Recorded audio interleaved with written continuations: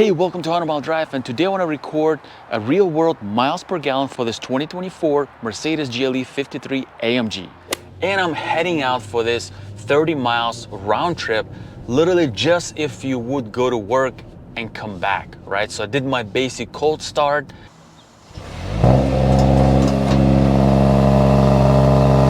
Like you would, and I'm heading literally to work and I'm gonna come back. So 30-mile round trip, and we're gonna see what's the real world fuel efficiency is going to be on this 2024 Mercedes GLE 53. Also, I'm running car in what's called like a basic mode, so I'm making sure it's not in any kind of a sport mode. So I'm gonna just drive it gently, not aggressively. Now, official MPG for this car is 18 in the city and 22 in the highway. Now, this car is kind of thirsty, I would say.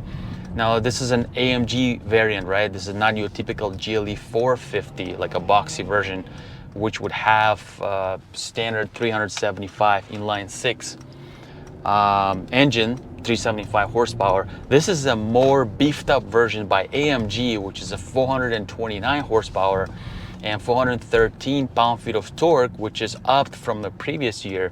So we're dealing here with the more kind of like aggressive, faster car, 0 to 60 official 4.9 seconds. But we want to see, like, if you were to go and buy this car, you're gonna fall in love with it. And I'm gonna talk about a few things, what I like about this car and not. What would it be like driving it in day to day? What type of fuel efficiency you expect to see on the highway? And now I just want to quickly share, what is it like living with the AMG 53, right? Well, I only have it for one day. And by the way, if you're watching my videos for the first time, well, this is the channel where I say, before you buy a car like this or any other car, make sure you don't just settle for a test drive around the dealership block. Rent a similar car from places like Turo and drive it for at least 100 miles on the city streets, highway, and twisty roads, so that you can actually tell how does it feel to drive. And that's exactly what I'm doing on my channel. So if you want to watch the actual dynamic drive review for this car, make sure to watch it on my channel. There are 2 other videos that you can watch. This is the video where I'm also curious, what is the fuel efficiency for this car like? And now let me quickly talk about the overall feel of this car. Now, this car starting MSRP is at $90,000, and it feels really luxurious. Like, compared to BMW X6, this will scream luxury. There's a reason why a lot of people call Mercedes a nightclub, and it does feel like a nightclub, especially at night. And then overall, the materials, the design, the steering wheel is so impressive in this car. This curved screen, how much configurations it has compared to BMW is just impressive. I'm very pleased with the overall luxury feel that this car is delivering. And this AMG only comes with, there's a 53 and then a 63S. And even if you get 53, it has plenty of power, which is, like I said, 4.9 seconds, 0 to 60. That's what I want to see, what's the fuel efficiency is like. Now, what does it feel like driving with? Well, because it has air suspension standard, the car feels very, very comfortable on the city and highway. Again, you can watch those videos where I talk about it in greater details. And on twisty roads, this car feels quite impressive. It has the performance where suspension tightens up, it becomes stiffer. But again, stiffer in the sense it's still comfortable, believe it or not. Even in its most aggressive Sport Plus mode, car still feels comfortable. But yet it's responsive and you can totally play with it on the back roads. So I'm, like I said, pretty impressed. Now let me go ahead and continue driving it and then we'll talk about a few more points.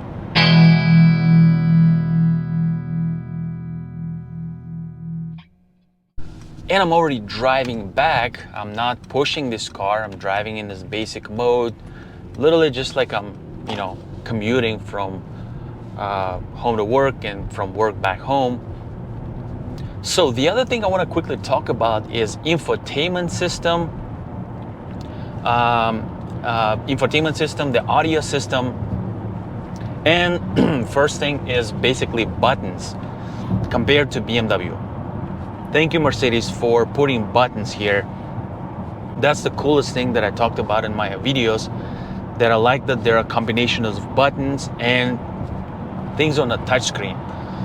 That is so important because all your essential controls still can be used, you know, from the operating from the buttons, and your climate actual button for the menu, and then of course you can do stuff on the screen, or you can even use buttons to increase the intensity of the air circulation or decrease temperature.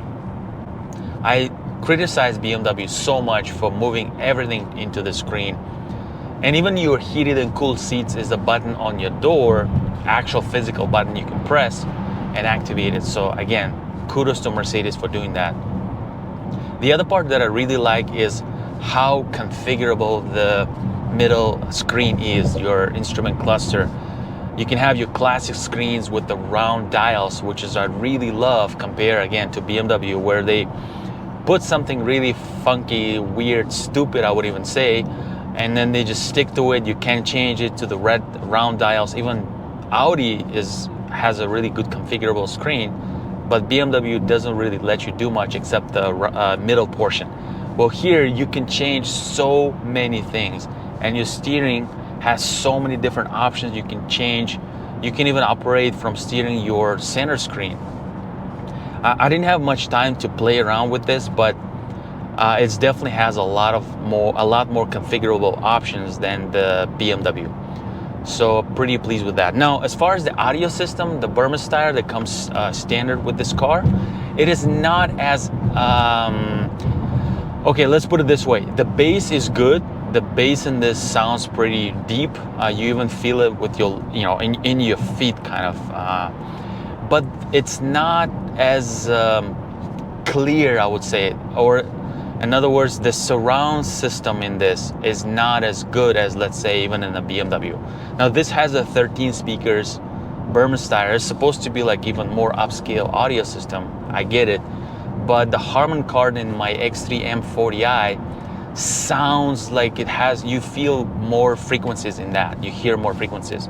So the surround system in that sounds better than here. Here the bass will sound better, but the treble, like, and then the overall surround system, I'm not finding the right words for some of these things, but the surround system does not sound as good as it is with the BMW. Yeah, that's what I found. I was disappointed with Lexus Meridian system, and Mercedes Burmester also, I'm not fully impressed. I definitely like the Teslas and the BMWs. Teslas, I think, even better. Still curious about Porsche. Porsche 911 audio system was really good, but I'm curious about Cayenne and all that. All right, so this is it. Let me go ahead and continue driving, and I'll soon reveal you what's the real world miles per gallon.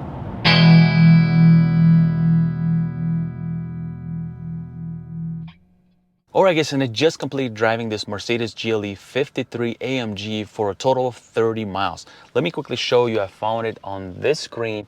You can see 30 miles. This is what I traveled on this trip.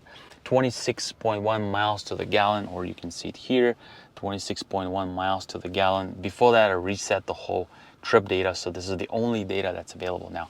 So what do I really think about this? Well, I think for such a heavy car, 5,200 pounds, 429 horsepower, it's pretty good. It's definitely not as efficient, let's say, than the BMW X5, where I got 31.7 miles to the gallon, but this is more powerful. This car is definitely more powerful than the X5. Not way more powerful, but more powerful.